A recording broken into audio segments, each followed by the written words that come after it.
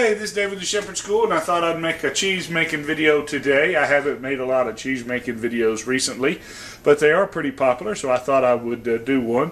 Today what we're going to do is we're going to make some homemade cream cheese. Pretty simple.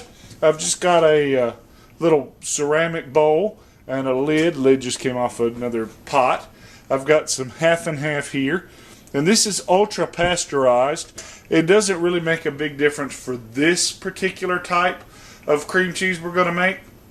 However, as a general rule, ultra high pasteurized milk generally doesn't work for cheese. And then the other thing we got to have is some direct set mesophilic cultures, okay?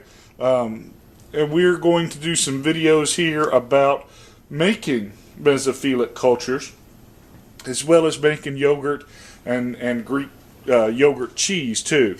Okay, so really all we have to do,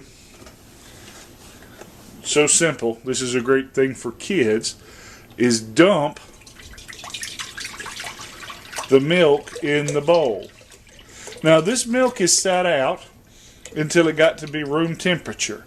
And with this recipe, the warmer the temperature, the quicker that all of this is going to occur.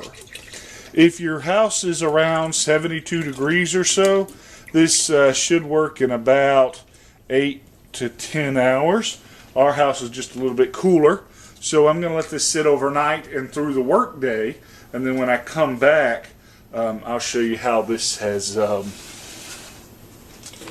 coagulated. Okay, so we're just going to sprinkle our culture on the top, let it sit for a couple minutes, and then we'll stir it in. Okay, then we're just going to cover it and put it in a nice spot where nothing's going to disturb it. Nothing's going to disturb it. And then I'll come back tomorrow after work and show you what has happened. Okay, so we'll let it sit for a little bit, then I'll come back and stir it. And I'll put this over it, not because it needs to be airtight, but just to keep anything from falling in there. Okay, so we'll come back tomorrow and let you see what happens. Alright, so here's our cheesecloth, and you can kind of see that it started to separate out. See how we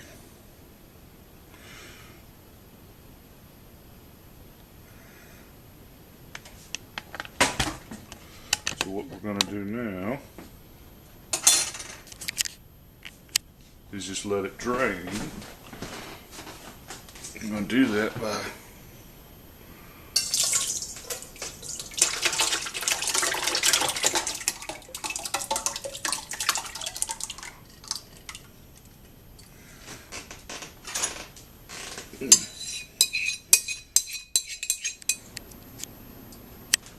okay, so you might have noticed that some of the containers and such look different. Here's what happened. The recipe that I was using said cheesecloth, okay? But when I used my cheesecloth to drain, the cheesecloth was too fine. What they meant to say was butter muslin. And so when I went to lift it up, you know, after I poured the cheese in there, I went to lift the cheesecloth up, and the holes were large enough so that the whey and cheese mix, it just went right through it, and it didn't collect any. So what I did is I went around to find some butter muslin, which I couldn't find any, but at the brew shop they had a straining bag for beer, and so it's a lot finer, and you can see that it's holding the cheese in there, and you see that the liquid is draining out. And so because of this, we're about to do a video on different types of cheesecloth, butter muslin, and some alternatives you can get, because you can't always get cheesecloth at stores, and sometimes when you go to the store to buy cheesecloth, it's for craft purposes and not necessarily food making purposes, which is something that we just ran into. Okay, so we're going to let this drain, and we'll come back after about 12 hours or so of it draining, and we'll let you see what the finished cheese looks like. Okay, so here's the finished product. Here's all the whey that drained out, or most of the whey that drained out. And then here is the finished cream cheese. I added a little bit of honey and pecan to this one to get a little bit of taste. I'm going to take that to work and see how people like it.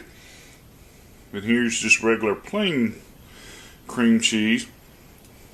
Put it in the fridge for a little bit to get it to thicken up, because as it came out of the strainer, it was a lot more like sour cream.